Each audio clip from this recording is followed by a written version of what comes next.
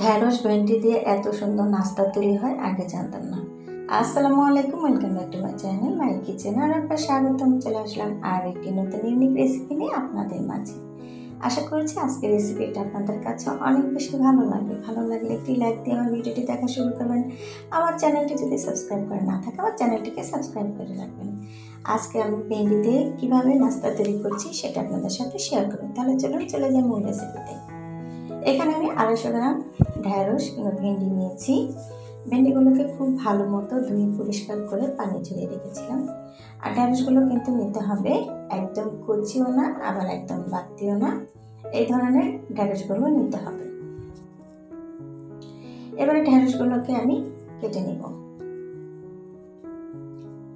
তো আমি মুখটা ফেলে দিব না, তো মুখটার সাইড থেকে আমি খুব সুন্দর মতো একটু কেটে নিচ্ছি।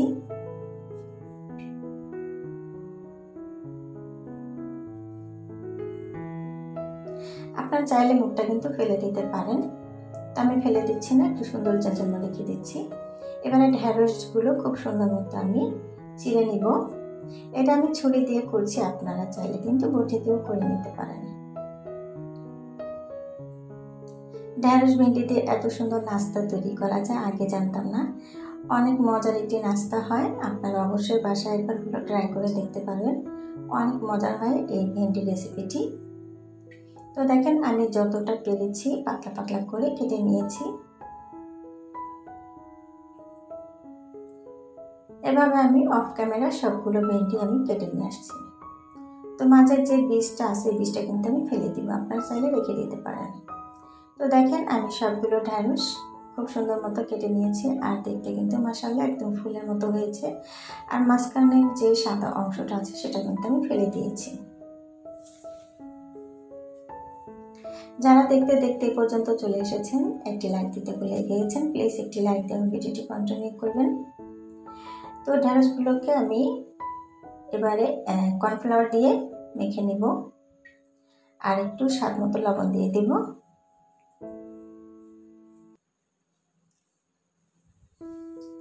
কর্নফ্লাওয়ার দিলে কিন্তু এই নাস্তাটি অনেকটাই ক্রিস্পি হবে, খেতে অসাধারণ লাগে এই ঢ্যাঁড়সের রেসিপিটি।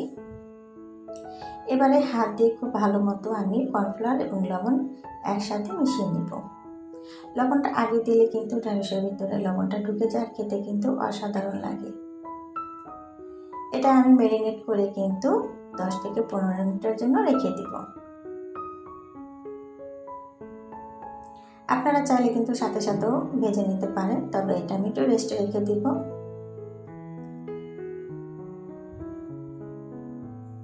এবার এখানে একটা মিক্সিং বাটি নিয়েছি, আর নিয়েছি বেসন, নিয়েছি চালের গুঁড়ো, দিয়েছি কর্নফ্লাওয়ার, স্বাদ মতো লবণ, দিয়ে দিচ্ছি এখানে গরম মশলার গুঁড়ি, দিয়ে দিচ্ছি চাট মশলার গুঁড়ি, দিয়ে দিচ্ছি এখানে জিরা গুঁড়ি, এখানে দিয়ে দিচ্ছি কাশ্মীরি লাল মরিচের গুঁড়ো, একটু কালারের জন্য দিচ্ছি, আপনাদের হাতের কাছে না থাকলে স্কিপ করতে পারেন। এখানে দিয়ে দিচ্ছি আমি ধনিয়া গুঁড়ো, আর দিয়ে দিচ্ছি লাল মরিচের গুঁড়ো, আর দিয়ে দিলাম সামান্য একটু হলুদ গুঁড়ো, আর এখানে দিয়ে দিচ্ছি আমি গোলমরিচের গুঁড়ো। এবারে শুকনো উপকরণগুলো খুব ভালো মতো একটু মিশিয়ে নিব।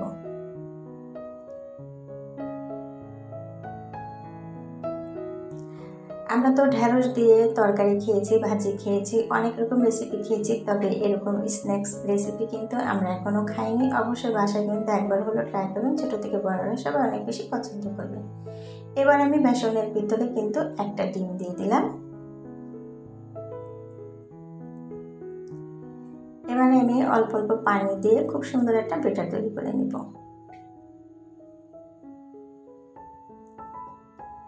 খুবই ভাইরাল একটা রেসিপি, আপনারা চাইলে কিন্তু বাসায় ট্রাই করতে পারেন। অসম্ভব মজার এই ভেন্ডির নাস্তা রেসিপিটি।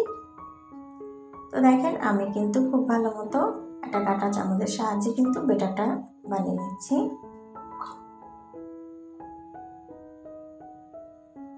বন্ধুরা, আমার চ্যানেলের রেসিপিগুলো আপনাদের কাছে কেমন লাগে অবশ্যই নিশ্চয়ই কমেন্ট করে জানাবেন। আর অনেক বেশি ভালো লাগলে আমার চ্যানেলটিকে সাবস্ক্রাইব করে দিন। সাবস্ক্রাইব করে পাশে থাকার বেল আইকনটি প্রেস করে রাখবেন। যখন আমি নতুন নতুন রেসিপি ছাড়বো সবার আগে নোটিফিকেশন আপনার কাছে চলে যাবে। সময় সুযোগ করে আপনি আপনার পছন্দের রেসিপিটি দেখে নিতে পারবেন। যারা এই কাজটা আগে থেকে করেছেন সবাইকে অসংখ্য ধন্যবাদ। তো দেখেন আমি কিন্তু খুব সুন্দর মতো একটা বেটার তৈরি করে নিয়েছি। এবারে এই বেটারের ভিতরে এই যে দেখেন আমি 15 মিনিট পর ফিরে আসছি। আর এর মধ্যে কিন্তু কর্নফ্লাওয়ার আর লবণ খুব ভালো মতো প্রবেশ করেছে ঢ্যাঁড়সের ভিতরে।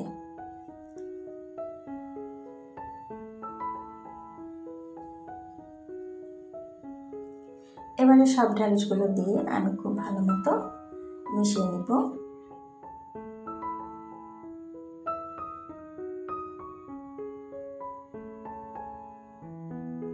আপনারা চাইলে কিন্তু একটা একটা চুবিয়েও এই ঢ্যাঁড়সগুলোকে ভেজে নিতে পারেন।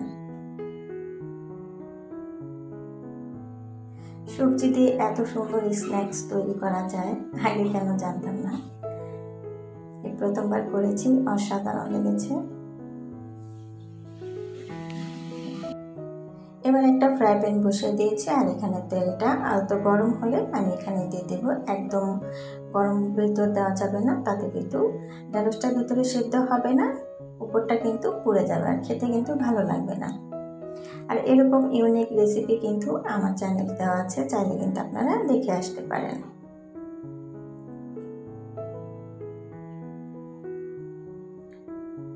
তো দেখেন আমি কিন্তু ঢ্যাঁড়সগুলোকে খুব ভালো মতো বেছে নিব।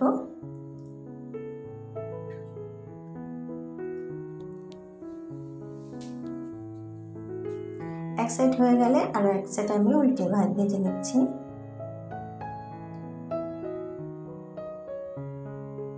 তো দেখেন খুব সুন্দর একটা কালার চলে এসেছে। এরপর আমি তেল ঝরিয়ে নাস্তাগুলোকে তুলে নিচ্ছি।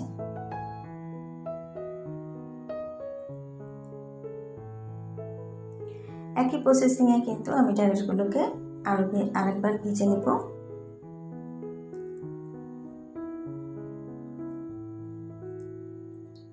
অনেক ভিউয়ার্সরা ভালোবেসে আমার ভিডিও দেখেন কিন্তু একটা লাইক দেন না। প্লিজ একটি লাইক দিয়ে দেবেন। আপনাদের কাছে লাইক আমার চেয়ে নিতে হয়। অনেকেই ভিডিও দেখেন কিন্তু লাইকটা একদমই দিতে চান না। খুব বড় একটা কমেন্ট করেন, খুব বড় একটা কমেন্টের প্রয়োজন নেই, একটা লাইক দিয়ে দিই। আপনাদের একটা লাইক কিন্তু আমার ভিডিওর জন্য অনেক উপকার। আপনার একটা লাইকের জন্য কিন্তু আমার ভিডিওটা ভাইরাল হতে পারে। সেজন্য প্লিজ দয়া করে একটি লাইক দিয়ে আমার ভিডিওটি দেখা শুরু করবেন। ছোট্ট একটা লাইক দিতে কিন্তু কষ্ট লাগে না, কমেন্টটা করতে কিন্তু অনেক বেশি কষ্ট লাগে। তো দয়া করে সবাই একটি লাইক দিয়ে দিবেন। তো আমার আজকের এই ঢ্যাঁড়স ভেন্ডির ইউনিক রেসিপিটি আপনাদের কাছে কেমন লাগলো অবশ্যই মিষ্টি একটা কমেন্টের মাধ্যমে জানিয়ে যেতে পারেন। আপনাদের যদি কোনো মন্তব্য থাকে তাহলে কিন্তু আপনারা আমাকে ইনবক্সে নক করতে পারেন। তো দেখেন আমার কিন্তু সব নাস্তাগুলো বানানো হয়ে গেছে। তো এটা আমি আজকে সস দিয়ে পরিবেশন করেছি। আমার নাস্তাগুলো কেমন হয়েছে অবশ্যই কমেন্ট করে জানাবেন। ভালো লাগলে লাইক কমেন্ট শেয়ার করতে ভুলবেন না। এতক্ষণ ধৈর্য ধরে আমার ভিডিওটি দেখার জন্য সবাইকে অসংখ্য ধন্যবাদ।